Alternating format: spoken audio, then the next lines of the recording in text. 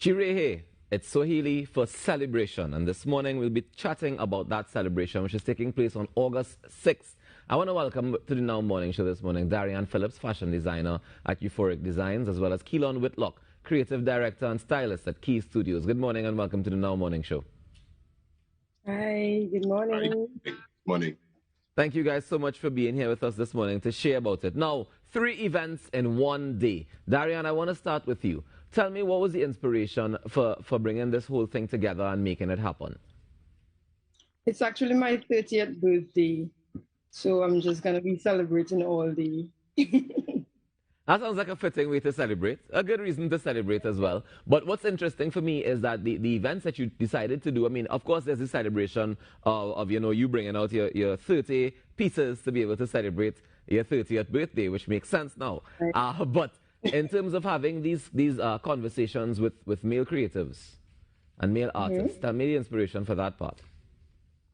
Okay, so the idea literally just came up on me, and I believe it's time that we start encouraging the men more than we bring them down, because the narrative is mainly men is trash, the negatives, and come on, we have real proper men out here, and then you can't expect the men to be proper if you don't encourage them. So give them a space to talk, give them an opportunity to express themselves, give them an opportunity to teach younger people how to express themselves. So why not? Fully agree. Now, Keelan, you're one of the gentlemen that will be in the what they say, chill and chat. That's what I have on the paper here. There's like a chill and chat. Tell me, do you see this as an opportunity to get to air some things, or is it that you feel that you're comfortable in your industry to speak freely? For sure, definitely, especially in the Tobago space. Hearing from more men, not just in the creative space, is something that's necessary. Just as Darian said, we are in spaces a lot where you only hear the negative, you only hear the ills, and this is really a time just for us to really share about our industry and also encourage not only other men but anybody else who may be interested in the fashion and or creative space, and hearing of our experiences, but for sure also encouraging other young men. I know for me it's especially important to hear conversations like this, because I remember when I was younger, I didn't have someone like me to say look up to, but to get this type of information from, so it's necessary. It's definitely necessary. I don't know much, and forgive me for not knowing much, but I don't know much about the Tobago designer landscape and the fashion landscape. But are the male designers, are you guys, all friends, colleagues, or is it that segregation that still happens as it happens in most industries, where there's pockets of people working? The Tobago space is generally Tobago is a small island, and one we interact and work with each other almost on a daily basis. So not just the men in the creative space, but generally designers on a whole, artists, photographers, makeup artists. Our creative scene is one where we interconnect with each other all the time. Darian and I actually went to school together, and now we work together in this space. So it is very much a unit. It is very much a system that kind of works with each other, in complement with each other. Yes, but we have I'm a nice sure little that, system happening here in the island. Yeah, but I'm sure that there still will be some challenges. You want to share any of the ones that stand out to you? In terms of challenges, I would say it is really just the access to sometimes the actual physical material and things that you need to work. So a lot of things have to be sourced, one in Trinidad and or overseas. Generally working in this space as well too, it is also getting persons to understand and appreciate the work that goes into some of the things that we do. I am not a physical designer per se, but a stylist. And I understand the time and the hours that goes into sometimes preparing some garments, etc. So it is really now getting people to understand the value. So that is in itself a challenge. But I think it's something that's changing because, one, for folks to understand your value, you have to kind of let them know what your value is. So, and I think collectively we've been doing that. So, Nice. so yeah. Are there any challenges with dealing with the stereotypes of being a male designer, a man in the fashion industry? If anyone knows me, challenges and or stereotypes and or labels and also it's not something that easily sways me. I've had to deal with that for most of my life. I feel like I've always been kind of different. So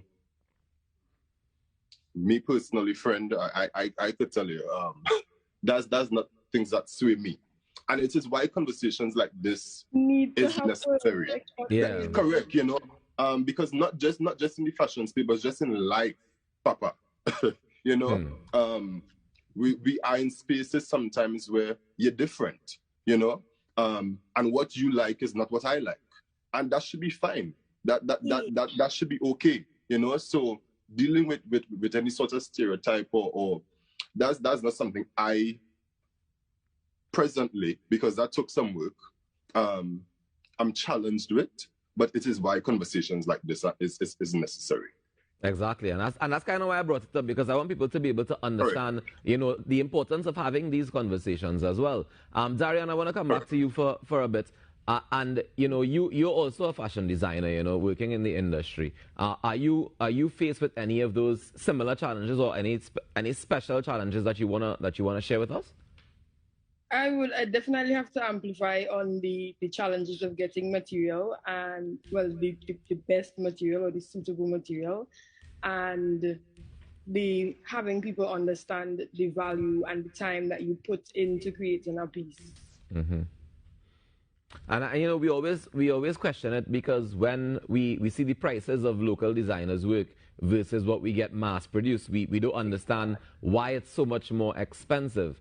And you know, I think it's important for us to be able to maybe even as part of that conversation, to share, you know, the reasoning behind why there's a cost difference, because there's a quality difference, and of course there's a exclusivity difference as well. Speaking of exclusivity difference, you're having a fashion show. You're calling it Kuwekata? Yes, Kuwekata is Set the Lights. Nice. And you're sharing your life story. Yes. Through fashion. 30 years of fashion is what you're saying. You're going to show us 30 different pieces to cover the 30 years, because I'm only doing this about 9 years now. Okay. But how it's set up is going to speak to different parts of me, or the different, quote unquote, the different Darians. How many are there? I have 10 categories. Yeah, so I was asking how many Darians there are. A little bit more than 10. But here. All right, so you said 9 categories of outfits that will be modeled. 10 categories of outfits that will be modeled. What is the cost like to get into this 3-part event? Is it separate costs, or is it one cost that takes care of everything for the day? The only thing that has a cost attached is the actual fashion show from 7 p.m. and that's $250. And where is it taking place? Or where can we get tickets? At the Chateau, the Healing Garden in Mount Pleasant. And what about tickets? Where do we get tickets for it? So you can WhatsApp me. It's an e-ticket, so you have to WhatsApp me. 463-4657. 463-4657. Yes, please. Yeah? All right, Darian, how does it feel to be able to put this on for yourself at age 30, to say, all right, I'm going to have this celebration and not just do a fashion show, because that I could do a fashion show, that's fine. I'm also going to engage to have male designers have a conversation, and I'm going to have a fashion market with products from local creatives. It's quite ambitious at 30 years old to do all of this in one day. Why? Right. I am slightly an overachiever. And I feel like if I'm not overachieving, I'm not doing enough. I might slightly have ADHD as well, so I can't just do one little thing and just be okay with it. I have to do the absolute most and try to do my absolute best. And yeah. Darian, do you I find that don't think there's been a lot of mentorship and guidance for you in the fashion industry since you've been working here? nope, nope. And you've reached I out to can't say people. that there has been. Have you reached out to That is the people to thing. try and? If I reach out, I get the love, I get the support, I get all that I need, but I have to be one to reach out. Okay. And then there are not many people like myself who would be brave enough or willing enough to reach out. You know, I always want to challenge that notion because I think that if you want something, you're gonna go for it, right? And I think that's what separates the sheep from the goat. That's what separates people from who want it, who really want it, and they go for it, as compared to people who just expect it to land in their lap. Yeah, for real. But I do applaud the initiative that you guys are taking to be able to have open conversations about some of these things and share, like Elon was saying, with the younger generation that's coming up and the younger fashion designers and stuff like that. Is there like the younger people are bubbling, like the teenagers, the 20-year-olds, are they interested in getting into fashion design? The ones in your communities? I do get a lot of messages with persons asking to teach them to sew, to come and work with me, to learn and that kind of thing. However, I think that after a while, when they see the amount of work that goes into it or that needs to be done, they kind of shy away from it. And what about you, Keelan? Yeah, for sure. Because I connect with being a stylist, I connect with whether it be designers, makeup artists, hairstylists, photographers. There are a lot of young people who definitely want to tap into these spaces. Mm-hmm. And I feel like it is our responsibility, especially because, as you're saying, there may not be a lot of mentorship arrangements also available, to really now bring these people into the fold and share our experiences with them. So for sure, there's a lot of persons that are interested. Tobago is bubbling with creativity. It oozes from our pores. And I feel like it's really just now for us to share. And it is in that sharing that we'll be able to see a lot more new and upcoming emerging designers and master creatives on the scene. So for sure, yes. Keelan, how do you share the advice and share the information and share your experiences without sharing your biases, without sharing the fact that, I mean, some things may not have gone so well for you, but that doesn't mean it wouldn't go well for somebody else. But I know we have a way, and I say we as human beings, where, because something bad happened to you, kind of project that energy onto the next person. How do you can you prevent yourself from doing that? Do you prevent yourself from doing that? Almost definitely. I don't carry negativity. I don't carry off energy because it means I carry off energy. So in any sort of interaction with me, I want when you leave that conversation in my space that you leave better. You leave feeling like you could do the impossible. The tagline for my company, Key Studios, is called Possibilities Unlocked. Mm-hmm. And the intention is that anyone who walks into our space, any of my clients that I connect with, they should feel that they are able to achieve the unachievable. They're able to make the impossible possible. So that is what I carry with me. You could ask anybody. So so in terms of the bias, in terms of sharing my negative experiences, it is really just to be able to teach and share, but I think that's what we should be doing. That's what we should be doing. I firmly agree with you. There's already enough dark clouds, and all sorts of scenarios happening around the world for us to now carry that additionally. I firmly agree with you there, and I think we could leave it there. The conversation is happening, the fashion market is happening, and of course the fashion show, it's happening. It's all happening on August 6th. If you want to be a part of it, feel free to send a WhatsApp message to 463-4657. You can reach out to Darian and get your tickets. They're only $250. I want to thank you both so much for joining us this morning and sharing, allowing us to share in your celebration, at least the beginning of it.